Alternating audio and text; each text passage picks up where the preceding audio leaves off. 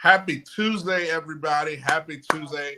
Welcome to the Bama Standard Network here on this great episode, the great show of The Final Whistle. I'm here with my all-star cast.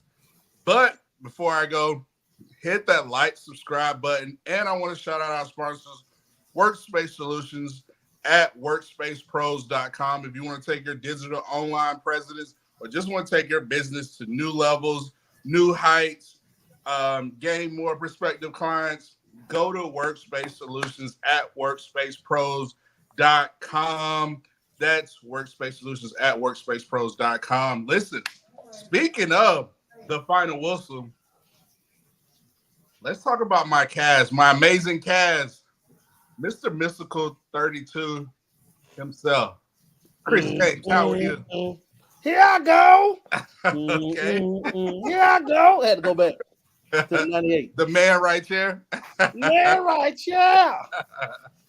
Oh, man, glad to have you. Speaking of the man, I'm one of our favorite analysts that's in Buckeye country, giving Buckeyes a hard time. Final whistle, Lushan. How are you today, sir? You're on mute. I'm doing good, man. You know, it's Tuesday. We're about to get it on. Can't wait to get into all these topics. You know, I might be have taken a trip. As you can see, my background a little different. Is that New Mexico State, the Auburn Dominators? Oof. I'm checking them out, man. They got something special. You just scared every Auburn fan out of our chat.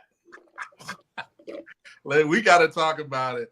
And ladies and gentlemen, this guy had a movie come out with Wolverine. He's our resident Deadpool, the one and only Daniel Patty. How are you, sir? Man, glad to be here with the Avengers on a Tuesday night talking some shit. Man, it's fall camp starting. Let's go. It's time. We're so excited. Fall camp will be starting tomorrow. And ladies and gentlemen, our lead recruiting analyst, Mr. Dancing Dan James. How are you today?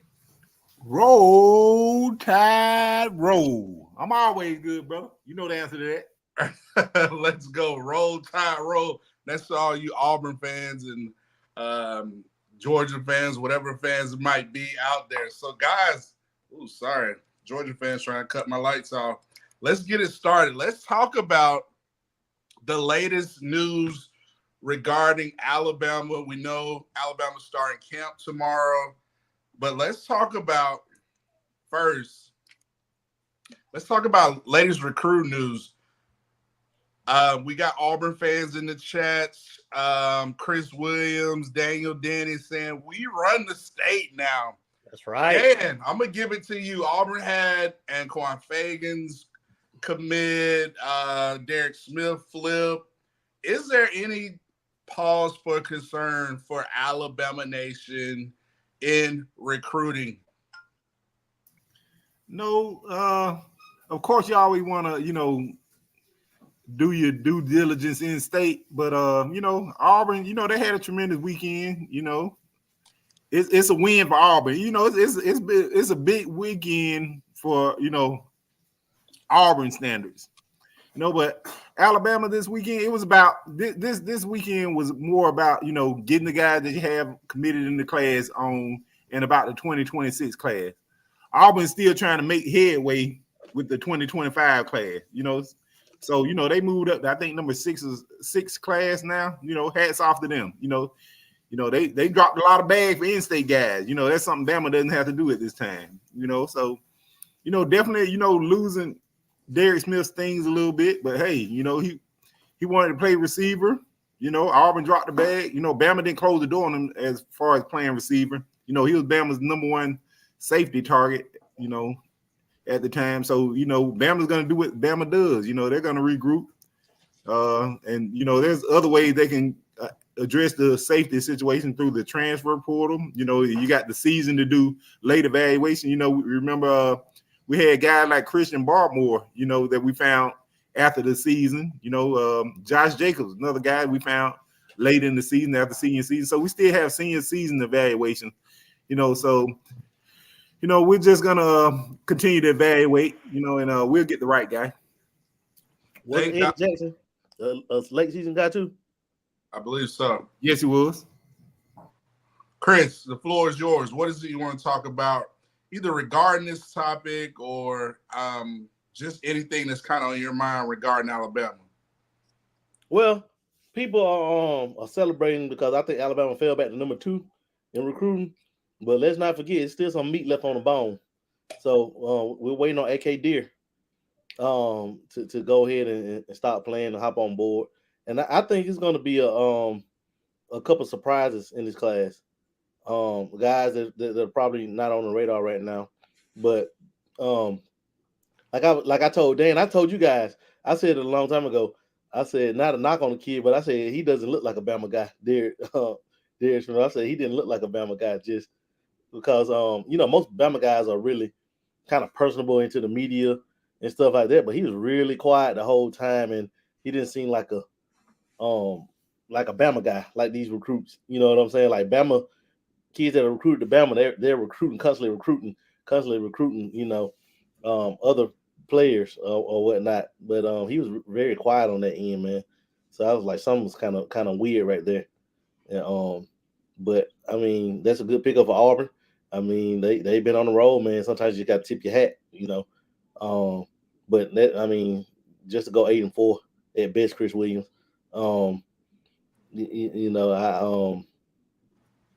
It is what it is. But Bama's still gonna roll. We're still gonna be Bama. We're always gonna be Bama. And just hopefully we need to gain the momentum back and go ahead and get Deer on board, man. I heard that. Now, latest Bama news.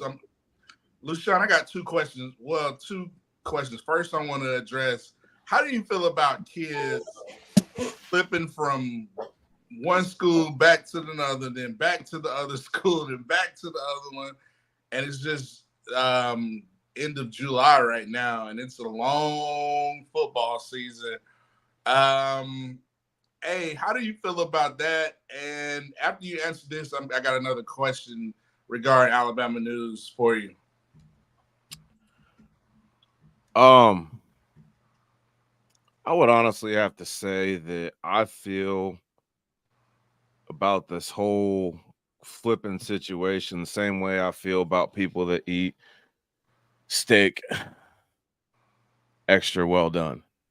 It's just not right. When you pick, I understand that there's certain situations, but if you're flipping more than once, I mean, I'm going to call your character into question a little bit. So I'm not with the flipping business. I'm old school. You make a commitment, you honor it, you tough it out. And if it doesn't work, at least try. Because if you don't try, I mean, that you really don't have much.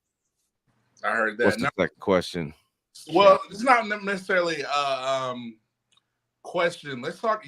Could you hold up your Link shirt? Big news. Alabama's dropping the Link documentary. Seen a couple tweets. Jalen Milroe, Terrion Arnold, Coach Saban. Can you talk about how excited you are to discuss the Link documentary? I think premiering Friday. Yeah, premiering later this week. It's a video about Terrion Arnold and Jalen Milroe going into detail about their journey, about the season, about the trials and tribulations, what they went through last season. It's going to be great, man. I'm looking forward to it. And it's also kind of a preseason kickoff. We get to a kind of an inside look on what went on in the locker room. And as a fan, that's something we don't get to see every day. So I'm really interested to see how they did it. And honestly, just looking forward to seeing what they had to say in it. Because we heard Terrion and Jalen kind of talk, in interviews, but we never really got to hear them just be themselves. I'm looking forward to seeing that side of them. I heard that. Now, Daniel Petty, Auburn got a few commits from Alabama, a few flips. I know you're cool with Hugh Freeze. Has he been MIA in certain establishment parlors lately, not spending as much money? What do you got a little inside evidence on that? How do you think he's getting these kids to flip? I mean, that's the secret sauce, man. Now look, Freeze can recruit. That's not a secret, man. Hugh Freeze is a hell of a recruiter. He gets in the rooms and he all shucks the parents and does all that stuff. He did it at Ole Miss, man. Look what he did.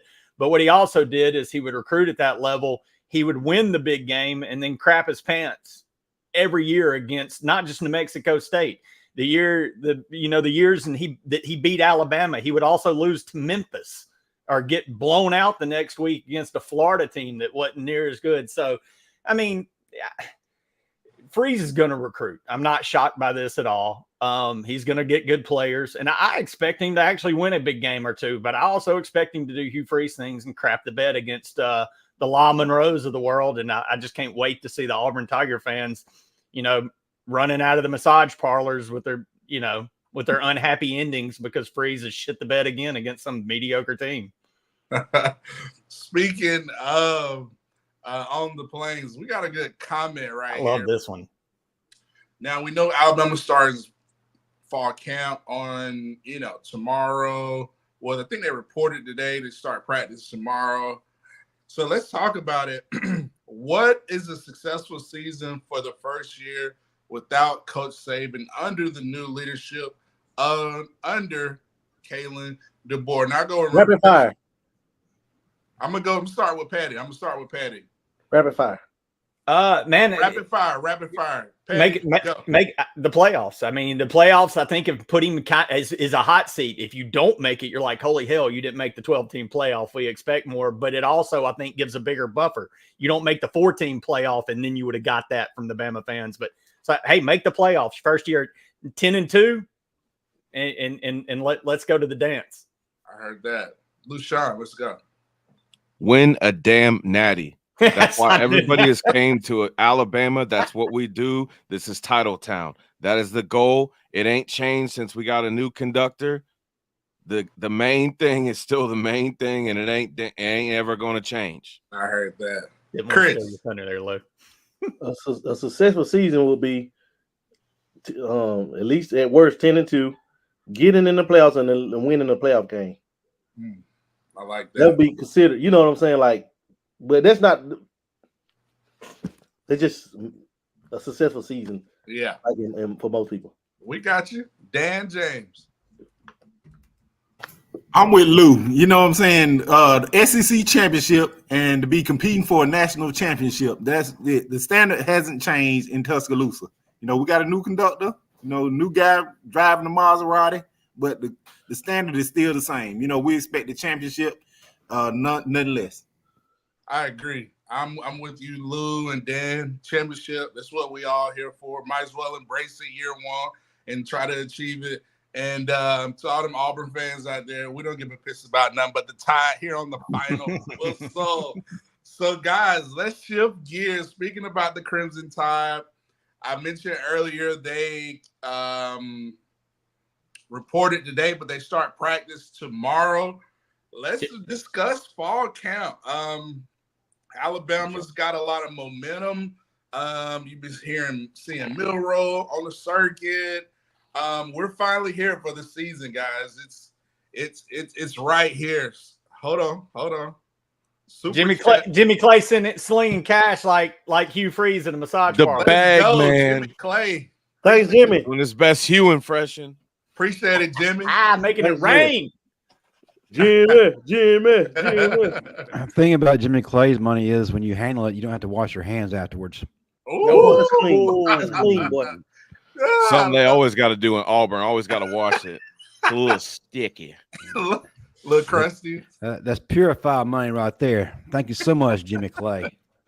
You the man, brother. We can't wait to see you the weekend of the USF game. Oh, by the way, fellas, I hope y'all going to be in town. Bama Standard Network. The weekend of the USF game, Nick Saban Field coronation. We need y'all all there. I think I could be there. Dude, that is so awesome. Yes! They're coordinating one of the bars on the strip after me that weekend too. It'd be a whole big party. What's the date of that one? That's September the 7th. 6th, 7th. Yeah, 7th. Let's go. I got a game. Absolutely. So yeah, Jimmy Clay's gonna be there. Dan's gonna be there. Chris and them. I got a big time game that Friday night, man. It's Saturday. Yeah. Matt, Odessa Permian. you gonna be there? I plan to be there. Yeah. I bet I'll be there. All right, cool. So, guys, speaking of USF, Alabama, got Auburn coming to town. Let's talk about fall camp. They're practicing tomorrow.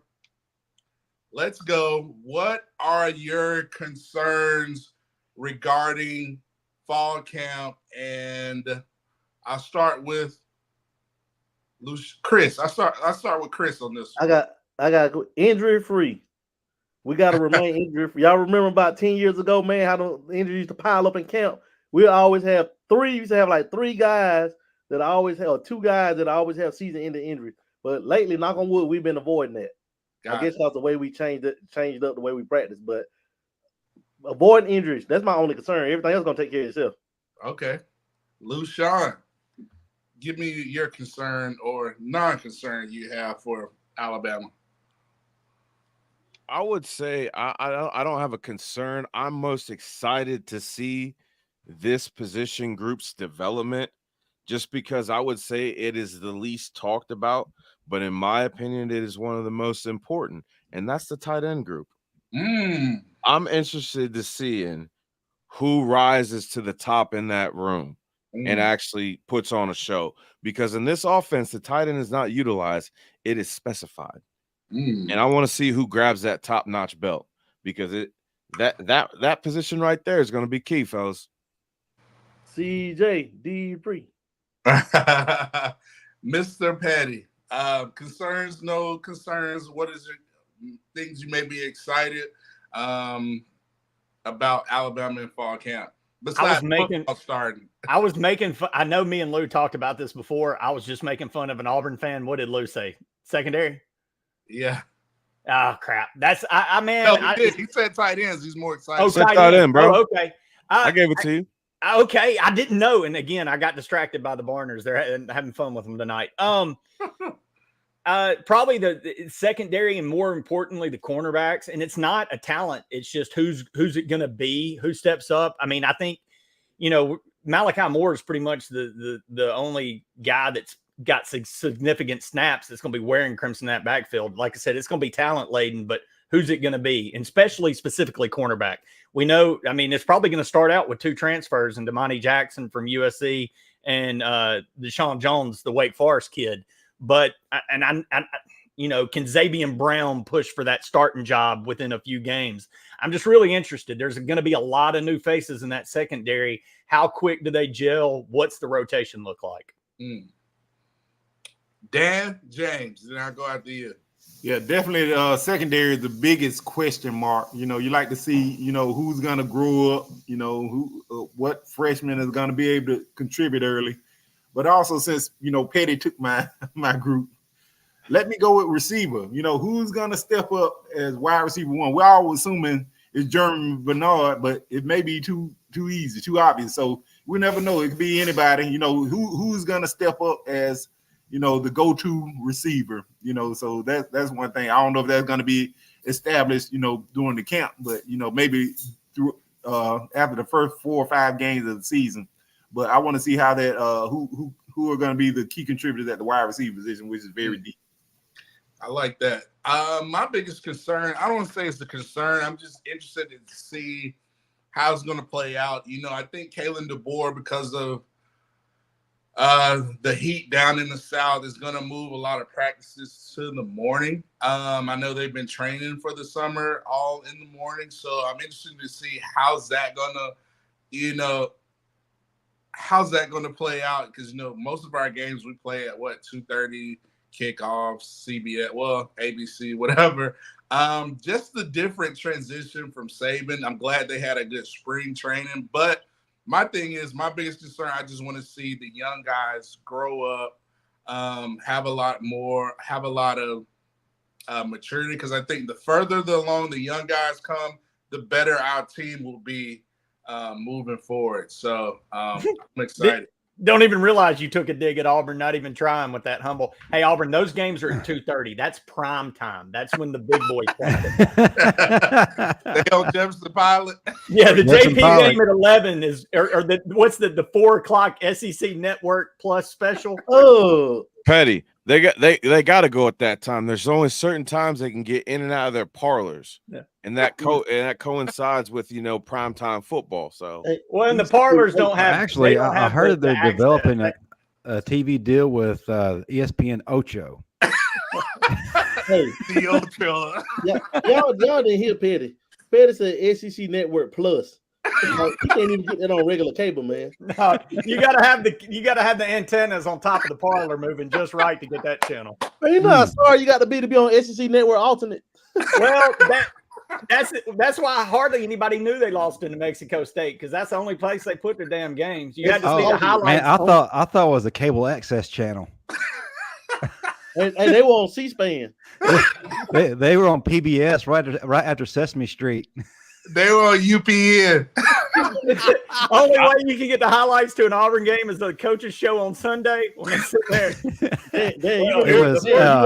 Actually, it was on Jefferson Pilot. It was actually on the CW late at night, right after Arrow and an old episode of the Gilmore Girls. Damn. They got the WB fraud back in the day. Then Lay's potato chips and massage parlors, no better combo. and Yellowwood. I want to go back. I caught an Auburn game up here after a snake on a stick special. So if that tells you something. Hey. And don't forget to get your bank card for the green track. And they had Chris Williams doing the sideline reporting. That's why he's talking crazy, because he got hit a few times. They came on right after Turtle Man. Let's reel it back in. Let's reel it back in, guys. I'd like to add to this real quick. It's the offense is like half really, Auburn's women. You're fired. Anyway, as I was saying, the innovative offense really excites me. And there's a guy that I don't feel like was properly utilized here recently under Tommy Rees and Bill O'Brien, and that's Robbie Oots. I'm really interested to see how we're going to use him. He can be like Justin Fowler was, a switchblade knife, and be used in several different ways. How do we work him into this offense? How can he be utilized the best? I think he's a very talented guy, and I hate to see that talent wasted. Well, now he has the right coach with the right mind to do it. How high is his ceiling? I love that take right there, Justin. Lushan, comment. I want to add just a supplemental one, because I know some people are feeling this, because it was a question that was asked. This isn't my concern, but based on what people saw off the spring game, I'm going to voice this concern about the defensive line being able to stop the run in this new defense. What do y'all got to say about that? It's not my concern, but it's a growing concern in our fan base. You're muted, Matt. Sorry. I was trying to find the WB Auburn schedule. I'm not too much concerned about the D-line, but, I think we're in good hands. But I know, Lushan, you talked about what you're excited about. Chris, Dan, Patty, we talked about concerns. Is there anything you're non-concerns that you're kind of excited about? Like Justin mentioned, Robbie Oots, is there a certain player, position, whatever you're excited about? Man, I'm ready to hear about Ryan Williams. Let's go. I'm so ready, boy. I am ready. And Justice Haynes and Ryan Williams, man, that's plenty of firepower to be excited about, man. Let's go, Patty. Man, I know we're digging for like the hot takes, but I'm excited to see what Milroe does in the new offense, man. I want to see what the kid does with this. Shut your mouth. Who are you? Is that I am, man, because I am the biggest. I know I've been one of the harshest critics about his progressions and his ability to make the reads and the throws, because I think that's where he has to take the biggest leap in his game. So naturally, that's what I'm most excited to see. I know the running backs are going to kick ass. I know there are going to be receivers there. The offensive line is going to be stout as hell. The secondary is going to be a question mark, but Milroe, man, with what we believe to be a better offense. We blame Reese. We blame things for holding him back. We blame the center. Well, there's not much to blame now. I want to see how much, if he's taken the progression with being to be able to take this complex offense to the next level. Inevitably, that's what I'm most excited about. See if Milroe can, because if Milroe takes it to the next level, you're talking championship level team. So, Dan. Oh, just like a Christmas present popping in. Let's go, Dan. Then we're gonna go down. Is that Leon Phelps, the latest man? And look at that. Look at It that. looks like clip Leon in the Phelps background. sketch. Let's go. I got my Cavatier. And when all else fails, do it in the butt. Oh, What? I hate everybody. Sexy. How you hit him at? Ain't nothing wrong. Oh, no. Viewers, if you have not watched Yeah. Saturday Night Live back in the days of Tim Meadows, let me provide a little context. Go look up Yeah, the Ladies just- Man's skit. You will The thank ladies- us later. That's where Yeah. Petty got that phrase from. Ooh, it's the lady. Google it. Ty, we're glad What are you to have talking about? you. That's a phrase I use every night at my house. Oh, no. Ty, we're glad to have you on. Ty, we want to get your take. Love the shirt, vintage Alabama gear, Mr. Around the Table Sports. Great. We're glad you're here. Ty, we're gonna what are you most excited about fall camp for Alabama, and what is your biggest concern? Ooh, that's a good one. First off, though, if you want a shirt like this, head on over to Home Field. Use code ATTS15 and you'll get 15% off your haul of the best vintage college football apparel out there. Home Field's got you covered. Yeah, I got the Home Field right there. Oh, that right there. Nice kitty Got miss. Squad Blitz right there. Shady Mile right 80 there. Mile, So you got baby. covered. Shady Mile. That is a Got you sweet covered. ass shirt. Yeah, I love Hey, it. I'm telling you, Home love Field's it. got the best vintage college football clothing out there. Like, not even for Alabama, just across the board. I almost ordered an ungodly amount of just random college football stuff, but I prevailed. In terms of what I am most excited about, I'm sure someone's already talked about Jalen Milroe and the quarterbacks. I came in as Petty. You were talking about the growth of Jalen Milroe. And to me, that conversation is extended even past Jalen Milroe. I mean, to an Austin Mack, to a Dylan Lonergan, to a Ty Simpson, all those guys. What I'm probably most excited about is the defensive line in fall camp, and I'm going to tell you why. Because of transitioning from what Pete Golding was doing, still using Nick Saban's scheme, but what Pete Golding was doing, it was much more linebacker based, right? And that worked. But I think that was a big reason as to why we never saw the defensive line look like it had previously looked, because Golding was employing such a heavy linebacker usage and using those guys to just almost go and get them in the defensive line to plug gaps.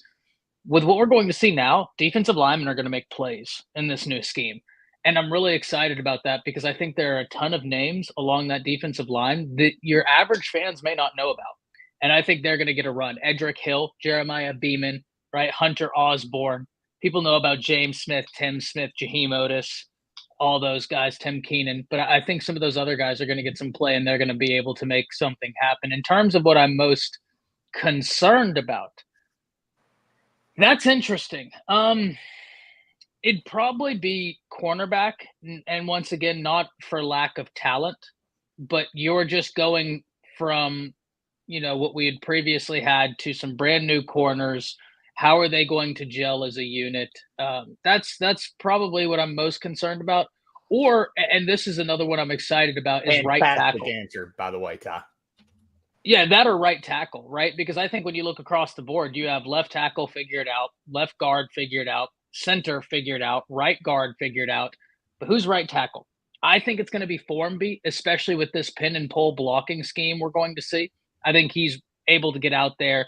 But listen, with Coach Cap, I think all those guys could be able to do it. So a lot of exciting stuff coming up. Love that stuff from Mr. Around the Table Sports. Hey, Chris? Ty, Petty. Yeah. Speaking of shirts, man, what you got going on, man? You a Gamecock fan? At some point, I think Chubby's needs to sponsor me. I represent Chubby's line quite often, and no Auburn fans, not the Chubbies you get at the massage parlor, the actual line of clothing. It's a clothing line, not a massage parlor code word. Chubbies for the discount for the free. Yeah, Chubbies, if you want, hey man, I represent y'all all the time. dozens of people, thousands of people get to see us. So if you want to sponsor me, I will be a male model. I am an ambi-turner. I can turn left and right. So sign me up. Oh, so you can hit the blue steel from either direction. It's but I like to throw Magnum out more than blue steel because blue steel's for not that's for the big games. I hear Y'all you. crazy, I hear you. man. I love it. I love this cast. Y'all are the best. Lucian. Justin, Damn right. before I go, Damn right. Y'all see, hey, chat, y'all see that? See how it all starts right there for the tribal chief?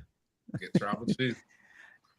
One thing that I want fans to realize is there's been a missing person that people have tended to forget about. And look, all due respect to Ryan Williams, Caleb Odom, and then Kendrick Law, fantastic guys, and all attention should be thrown their way. But folks, remember a guy named Emmanuel Henderson? Easily the fastest guy on the team, if not top two. He's healthy. I'm excited to see what he can finally do now that we get to see him in his true form. How does he fit into this offense? I think that we need to start looking his way. That's the guy that's going to be talked about by the end of the season. Lucian. I'm going to say a name because I've said it too many times.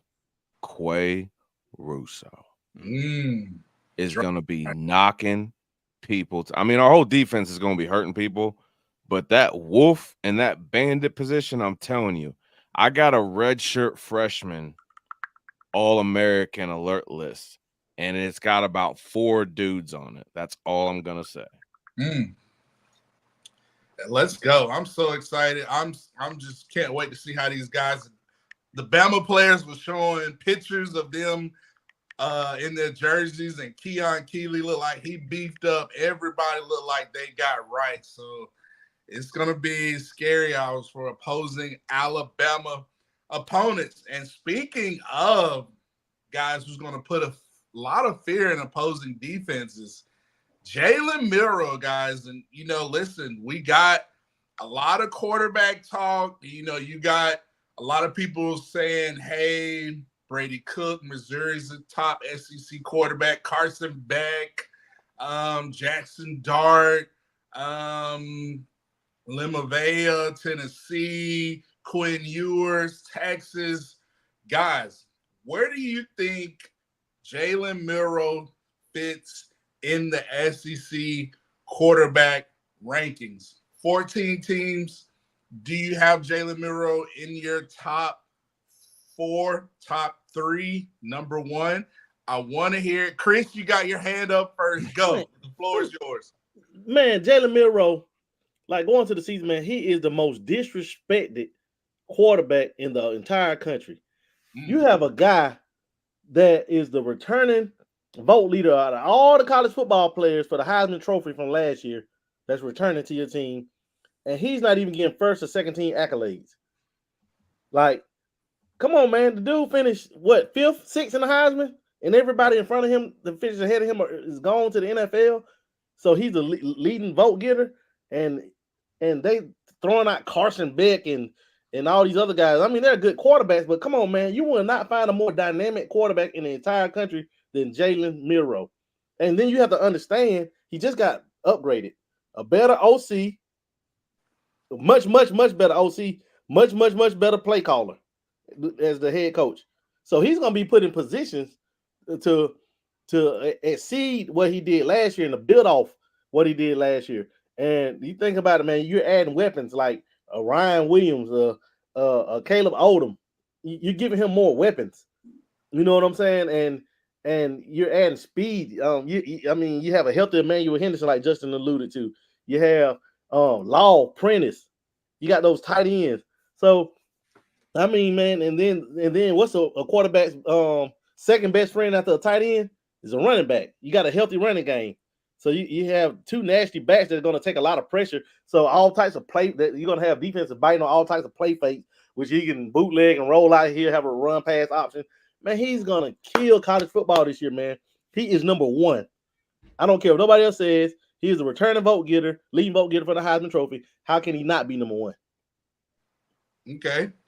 Chris, well, give me your top three then. Milroe number and the SEC. Milroe, who's 2 and 3 in the SEC? Milroe, Beck, Dart. Mm. Because I like Ewers too, but Ewers has trouble with the deep ball. Milroe, Beck, Dart in that order. Then probably a Brady Cook, then Ewers. Let's go. This is Around the Table Sports. I gotta get your take here. Ty Hayes, give us your thoughts on ranking Milroe and give us your top three. Yeah, I'd have him top three. And I do have to say, I was wrong the other day. I've gone back. I've watched. Petty, you were right. Oh, I think I would take Dart over Brady Cook. And the other day I said it the exact opposite way. Now, that being said, I still think Brady Cook is a hell of a quarterback. Yep. Great player. But the more I watched of Dart, the more I was like, okay, I see, I get it, right? And I really did some Ole Miss all 22 dives. And so I like Chris's list. I do understand, though, the Beck love. I'm not going to lie. I'll probably catch some flack for this. Beck's a hell of a quarterback, guys. Like, he's a solid player for UGA. And I think what even helps is their offense isn't flashy or as flashy as what Alabama's going to run. It's not going to be what Alabama runs. But what it is it's like what I like to call a factory offense, where it's just like your assembly line. And it might not be the prettiest thing you've ever seen, but at the end of the day, you look and the car is assembled, right? And you're sitting there like, oh, well, it wasn't like a Ferrari getting assembled, but instead of only assembling one Ferrari over the course of a week, you've assembled 10 Ford F-150s.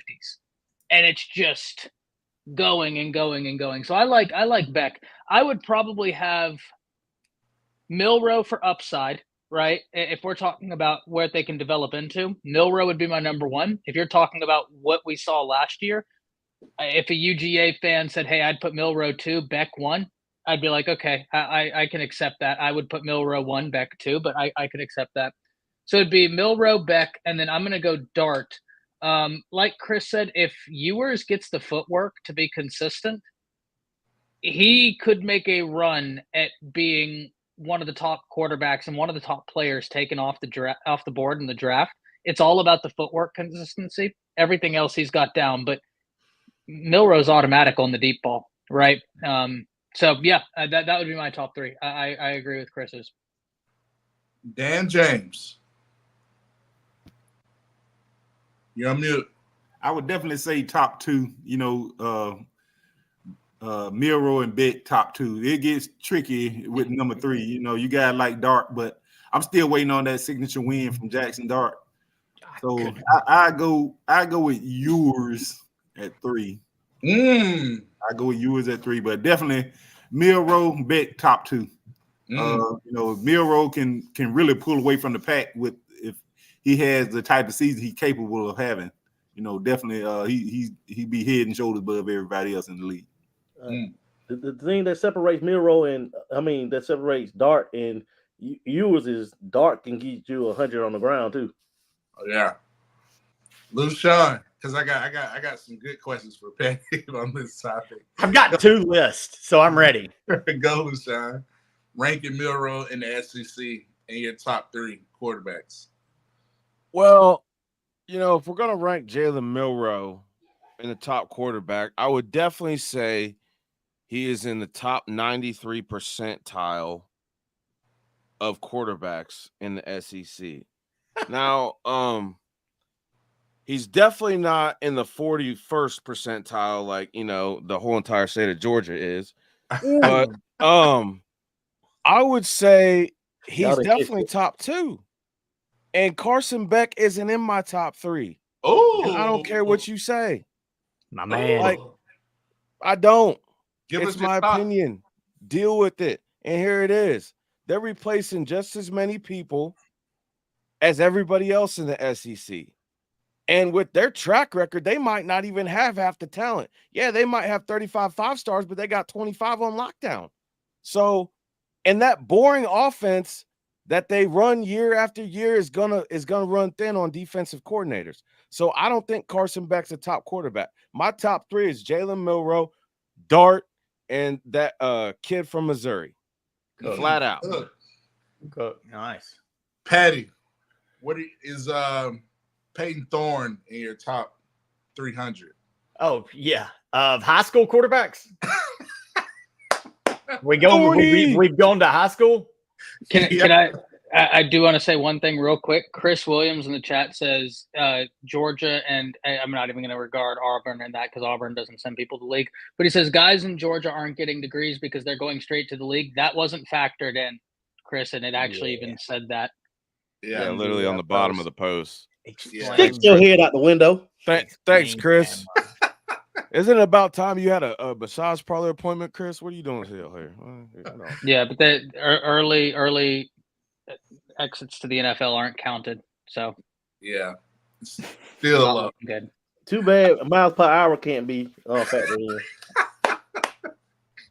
Miles per hour or speed bumps. Man, do y'all remember Saturday Down South was a sport like before there was a billion SEC blogs. It was kind of a bigger one. And they did this thing called the Fulmer Cup because, every year Tennessee would have 27 players get arrested. So they created the Fulmer Cup. And every year, whichever team had the most arrests in the offseason would get awarded the Fulmer Cup. I really think that needs to be dusted off and renamed the Kirby Cup because Georgia's, it's ancient. Most people don't remember Fulmer. We need the Kirby Cup for the most crooked offseason program. Let's go. Give us your ranking on Milroe. You spoke highly of him earlier. I want to get your top 3 quarterback rankings, and where does Milroe fit in there? I've got him in my top 3, and my top 3 is a little different than y'all's, but I agree with some of what Dan said about Dart. I do think he got his signature win against LSU because he had to keep making plays, and he did in the fourth quarter, and they beat Penn State. But in the Alabama game, there were plays to be made that he missed. In the Georgia game, they were just out. I kind of want to see some plays like that out of Dart as well. I'm with you, Dan. But I have Milroe number 2. I do, and I think he could be number 1. Like you said, the guy was a Heisman Trophy finalist, but man, I actually got Quinn Ewers number 1. I think he's number 1 quarterback in the league. I've got Milroe number 2. The hard one for me is Beck. Because, you can't take anything away from him, but he never got forced to do anything. I think he went 6 games last year without ever even getting touched. Like, his uniform never got dirty. And so all he had to do was get it to the guys and let them make plays. But in the rare instances, like against Alabama, where they put pressure on him, he looked a little mortal. So I want to see Beck have more pressure before I can say he's one of the top 3. Can he manage a great team? Yeah, no damn doubt about it. But now I got Ewers, Milroe, and Dart, and then I've got Cook and Beck.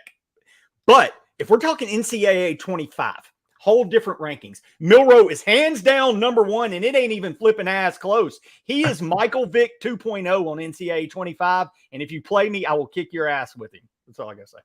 Oh, let's go. Well, guys, get in the chat, get in the debates. We want to hear you all's quarterback rankings and where do you rank Milroe in the SEC. But you know who we rank number 1 on the final whistle?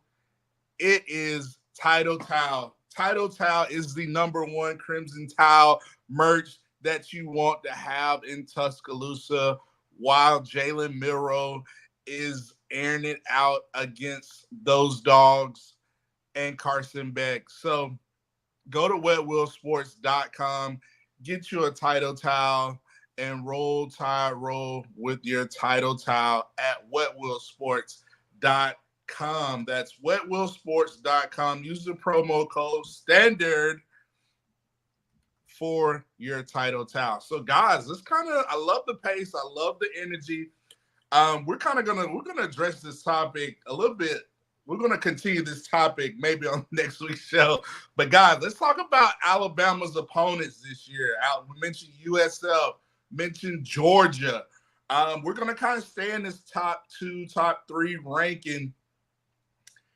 And I'm gonna start with Lushan on this. Lushan, give me your Alabama's top opposing secondaries this year that they want. Jalen Milroe, Ryan Williams, Nick Sheridan, just all those guys will have to face. Give us your top opposing secondaries in the SEC.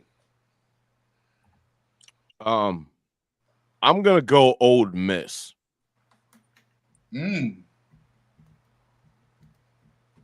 And it's because who they return and the experience, and plus who they gained in the transfer portal. Okay. That experience to me is more intimidating than what they got in that 41% state to the, right of us. And honestly, LSU secondary, I mean, they've been suspect for a while, and nobody else really has a second. Texas, I mean, everybody can say what they want about people's secondaries. Everybody's replacing talent. So it's going to be a battle to see in the first 5 weeks to see who actually replaced that talent, who sustained it, and who can back it up. But to me, that's Ole Miss to give Bama the most problems, to me. In Atlanta. In ATL. And then ATL for the SEC championship. Got it. Okay. Let's go. Chris, give me your top opposing secondaries that Alabama will be facing. And if I'm thinking SEC wise, you got to say Georgia is one, not because of but more so because of scheme. And Malachi starts to say, Georgia's gonna be a piss. They're gonna be thrown inside just because of the scheme that they run. But I'm going with Wisconsin. They have a corner man that's Ricardo Hallman, best cornerback Alabama's going to face all year by far. Yes, sir. Oh, so incredible. They were well coached. They have pretty good safety. They were well coached by our own safeties coach. So I think Wisconsin probably is the answer to your question. Oh, I like that one. Dan, let's go to you. Of course, Georgia, but I like our matchup on their corners. But I'm gonna say Oklahoma. They have lots of experience in the secondary. You got Billy Bowman, you got Gentry Williams at the corners, you got Robert Spears, Woody Washington. You got Peyton Kendall Dolby. Yeah, so it's a very deep and very talented secondary. And that's one we're gonna have to face on the road. So I'm looking at that game. That's going to be probably the toughest secondary we'll face all year. Let's go, Petty. Then I'm gonna round it out, Mr. Round the Table Sports. Georgia's the obvious answer. I know they're a lot like Alabama. They're returning 2 starters. One of the main ones is Starks at safety, and I think Everett at cornerback. But they've got 5 stars coming in to replace them. But that they're going to be young and unsung. So I'm actually going to go Oklahoma was, I think, a great call, Dan. That was my other one. But maybe Missouri. Missouri's got a big Clemson transfer and the Pride kid, but they're also returning both of their safeties. That they've got a lot of veteran leadership back there and a lot of depth. So I think Oklahoma and Missouri are 2 that could provide a little bit of a test, that maybe not be expected. Mr. Around the Table Sports, I'm so interested to get your take on Alabama's top opposing secondaries they will face this year. Yeah, listen, I think a lot of people would probably be inclined to say Georgia because Kirby, because they recruit well. And that's going to be a tough one. But I think that Oklahoma is probably the answer. If Gentry Williams stays healthy, and that's the biggest thing, right? And I always hate having this conversation because I certainly wish the health and well-being for every player that's playing college football so that they get to pursue their dreams, right? That's why I started doing this. That's why I love doing this. It's not just relegated to Alabama. It's all these teams. If Gentry stays healthy, you're going to roll out there with any combination of Woody Washington, Gentry Williams, Billy Bowman, Kendall Dolby, and depending on who ends up getting that cheetah position, that's going to be a nasty secondary. Gentlemen, Billy Bowman last year, 6 interceptions. The guy's a walking playmaker, and they have a true freshman safety that is going to be a sophomore, or I don't know if he burned his red shirt. I believe he did. Peyton Bowen, who is a monster as well. They also have Makari Vickers out there, who Bama wanted really bad. Yeah. And Makari Vickers is a hell of a player. in terms of the best cornerback they'll face, like Chris said, Wisconsin with Ricardo Hallman. Gentlemen, I was praying every night to the Most High that he would enter the transfer portal and follow Colin Hitchler, because if we would have had Domani Jackson and Ricardo Hallman, the tone I would speak with would be so different. I would be so bold, so braggadocious. I would just dare anybody to throw it on this secondary because, hey, he's that good. I think he had like 7 interceptions last year. Teams tried him, and they realized real quick, don't test him. That's why when Bama plays Wisconsin, let's throw all over the yard. Don't test him because that cat's good, man. He's really, really good.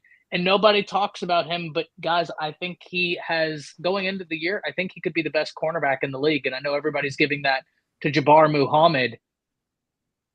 I think it's Ricardo Hallman. Hey, and Hunter Waller is the safety man. He's a ball hawk, man. They got some players there, man. They got some real good players in that secondary. I noticed Jimmy. Jimmy said nobody talked about the chickens or the buzzards on the planes. Man, let me tell you something. Who? Hey, I will say something good about them just because we try to keep it real on this show. The 2 safeties they just picked up, Winters and Fagans, that's probably one of the best duos in college in recruiting. Like they did a darn good job with those 2, and they can be a force to reckon with, in a couple of years. But they've done great in recruiting this past week. There's no other way around it. They did a great job. They lit it on fire, man. Now Hughes don't have any money left to go to the massage parlor this week, so he has to wait for Timberman to slide him some ducats. Well, guys, since we're talking about Hugh and scoring, let's talk about Alabama's top opposing receiving core. And I'm going to go in reverse order on this. I'm going to go Ty and Patty. Ty, you cover all around the table sports. I kind of think I know where you're going. I know but I think it's going to fall between 2 teams that are on our schedule. And I want to get your take on who is Alabama's top opposing wide receiving core. I think I know where you're going, but the floor is yours. This is a tough one. There are a few. I think Missouri's going to be really tough. Theo Weiss goes over there. He has never had the season that so many people expect, but I watched him in high school. And if he's healthy, if he gets it together, he's beside Luther Burden, they could make some noise. But guys, and I hate to give the same answer I gave for secondary, OU has 2 wide receivers that are 4'5", 4'4" type guys. That one of them is 6'5", and I think that the other is close to 6'5". Deion Burks goes over there, and if you watch Deion Burke, he is a burner. He is good. Jaleel Farouk is like a chess piece, right? He's how we should have been using Kendrick Law. They use him for everything. Jet sweep. He might not be the fastest guy, but he's really crafty. Andrell Anthony was well on his way probably to 1,000-yard season before he got hurt. And then they have another little slot wide receiver, Jaquez Petaway. Plus, they go in and they get Reagans, I think it is. Or it's either Zion Kearney or Reagans, one of those guys from Georgia that can flat out fly.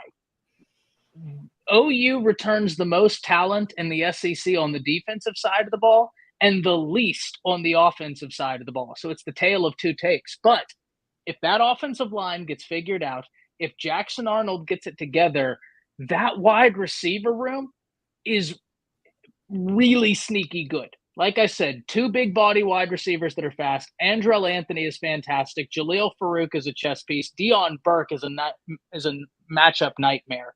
Petaway is really good. Raggins. I mean, they've got some really interesting talent in that wide receiver room. So you're going Oklahoma 1 with over the slight edge over Missouri?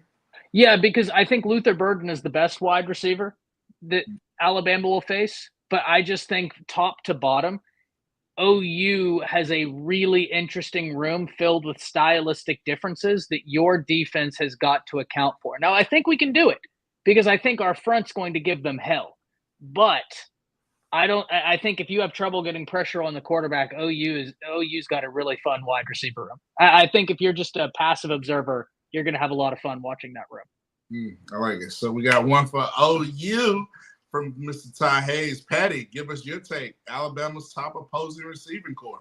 I'm going to throw a not so fast, but stay in the same ballpark. I do think Oklahoma is in the argument, but I do think Missouri takes the top spot. And not and like you mentioned Burden and Theo Weiss, and Weiss really needs to step up, but they've also got the Oklahoma transfer that's a former 5-star, and Mookie Cooper, who's kind of a different receiver.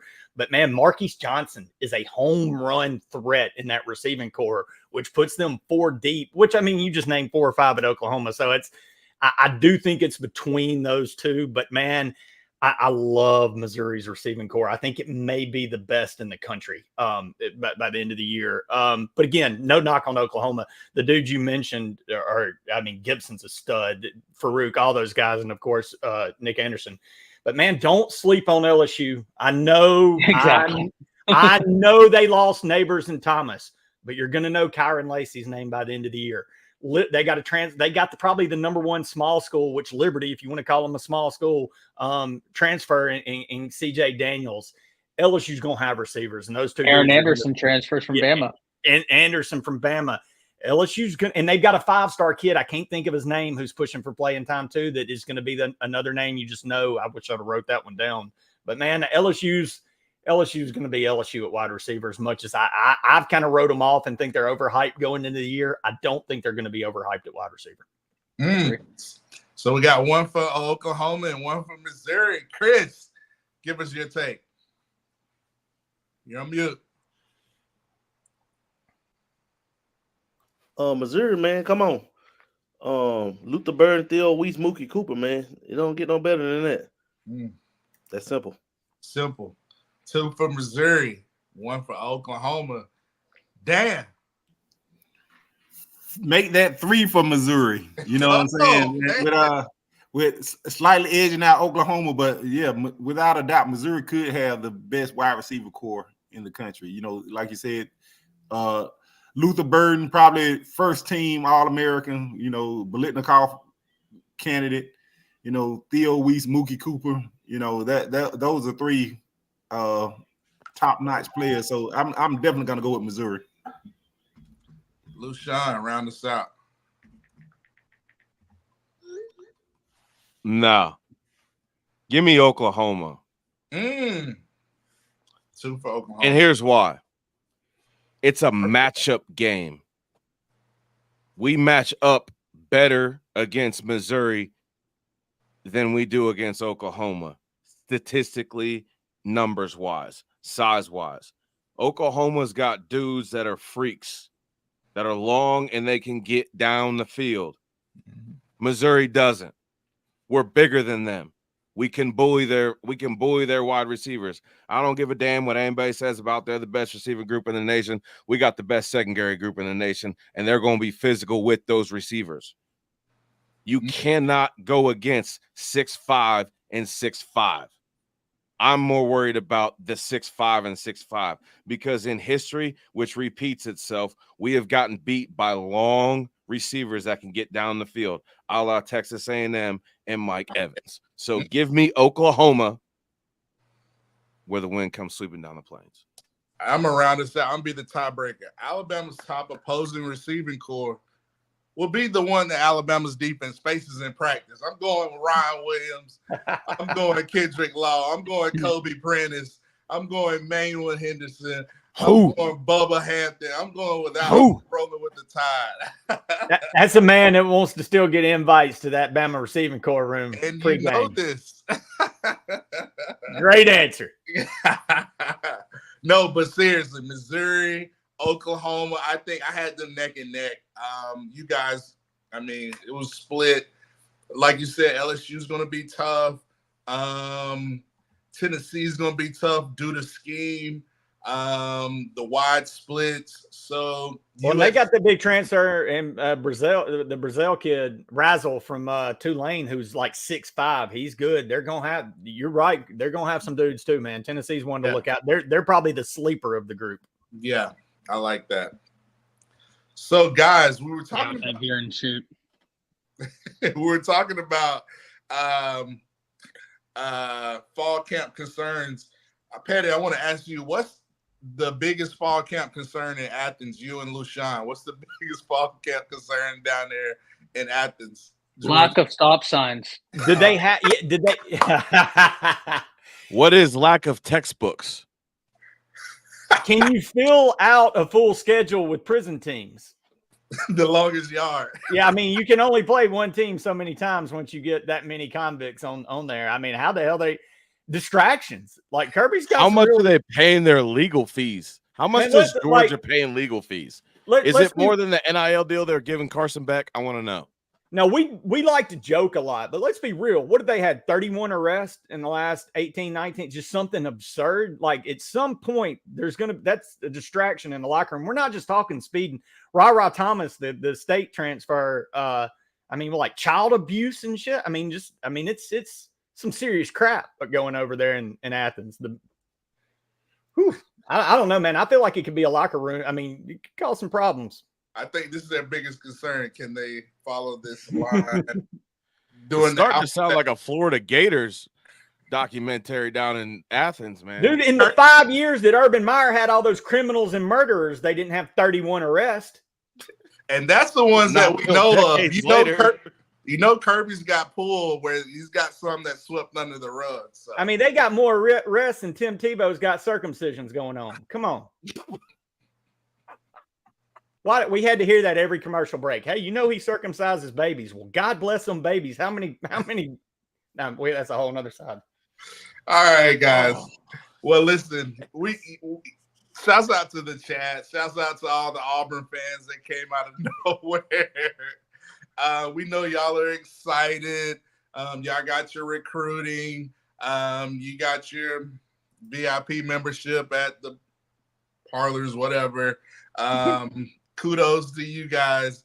But yeah. Aiden, God doesn't like liars. Good secondary. We all watched y'all's spring game. My God.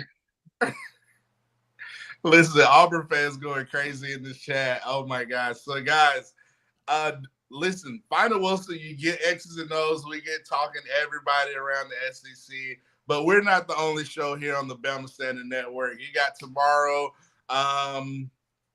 with the Crimson Dynasty, C. She-Payne, Hannah Stevens, and our one and only Dan James. Tomorrow, I believe that's 6:30 Central. And then after that, you have Teague's Take. And don't forget, on Saturday, talking Bama football here on the Bama Standard Network, Justin Riley, a few other guys. They do an amazing job. All we're saying, the Bama Standard is your one-stop shop for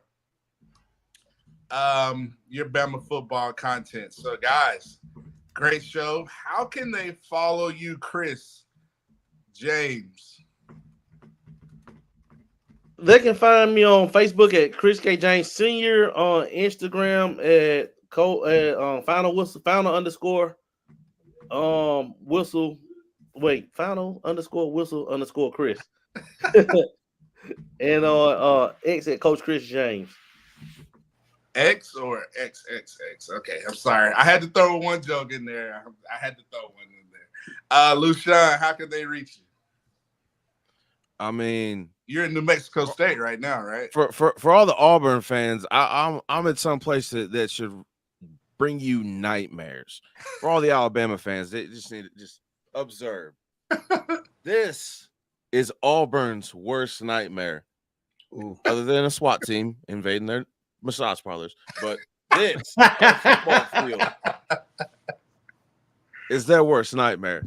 But you can find me, as always, on X, Roloose21, Facebook and Instagram. It's football season now, so you know we're going to get live. Lucian Graves on Facebook and Instagram. I'm going to go hard in on that 41% state Georgia because, damn, you're like 50% lower than anyone that matters in the SEC. And you want me to actually believe that y'all have like smart football players when you graduate 41%? I can't do it. I'm sorry. The numbers don't make sense. But as always, you can find me on Tuesday nights with the greatest panel talking about the greatest football team in the greatest state ever invented. That's Roll Daggum Todd, y'all. Roll daggum time. Your quarterback that stayed there, 6 years and never graduated? 8 years. Y'all got players that are like my age that I competed against in high school that are still at Georgia. Dan James, how can they find you? Right here, that's all. No. You can find me on X at the Final Whistle Dan. You can catch me on Instagram, Dan James IV. You catch me right here on this channel every Tuesday night, right here with this wonderful cast, 9 p.m. Eastern every Tuesday night. Catch me Wednesday nights, the Crimson Dynasty, 7:30 p.m. Eastern, 6:30 p.m. Central. Much love. Appreciate y'all. Hit that like and subscribe. Hit that like, subscribe. Petty, I know that Hugh got some recruits, so I know he's going to be excited this weekend. Where can he find you and Hugh on you all's parlor tour? Man, I'm staying away from the parlor tour now, man, because it's nothing but Auburn recruits in those places, and I don't like associating with losers that can't beat SWAC schools. So, you can find me at X Petty_Daniel, Facebook. Just search PETTEY and look for this beautiful face, and I'm sure my ass will pop up on there somewhere. Also, catch me on the podcast. My Mom Thinks You're Dumb. Look up My Mom Thinks You're Dumb on anywhere you can watch a podcast. It's funny stuff. And man, no better place than to catch me here on Tuesday nights with my favorite gang, the Avengers.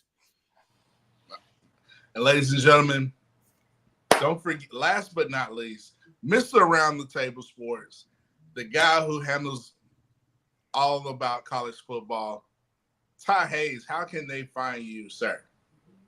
Yeah, as you can see, I'm on vacation right now, so content is kind of not at the forefront, but whenever it's able to be released, it's released. I will, however, be back on Bleacher Report Friday, August 9th, as I will be doing their SEC prediction show. So tune into that. Don't know the time of that yet, but getting all that situated. So Bleacher Report having me back on. You can also, I'm starting a new endeavor, gentlemen. I'm going to be, and keep this between us, and also if y'all know some Georgia players, you can send them my way. I'm going to be printing out fake graduation certificates and selling them for $29.99. I think there's a really lucrative market out there that nobody is really pursuing. Let's get that 41% up to at least 55%, right? Let's be respectable with it. And Georgia's so dumb, they'd take the North Carolina fake class and just scratch through the name North Carolina and write in Georgia in pencil. And I will be offering online. Wait, did you not? DUI school training as well. They're not even smart enough to operate an Uber app. That's all I'm saying. Y'all, like, the proof is in the pudding. If y'all could do that, half your team will be eligible and not in jail right now. Shit. And ladies and gentlemen, guess who's not out of jail? In jail, the Alabama Crimson Tide. And we like to end the show on those two words. Roll Tide. Roll Tide. Roll Tide. Chris, didn't your coach leave on vacation the final week of recruiting? 41% of your state graduated. That's all I'm going to say, Georgia. Well, tractor, how the hell far can you drive a tractor? Of course you don't go on fucking vacation. Further than Georgia's freaking graduation rate. I mean, you can't make it to Opelika. Hey, we made it to Opelika, honey. Let's go to the Waffle House. We're still smarter than Georgia, honey.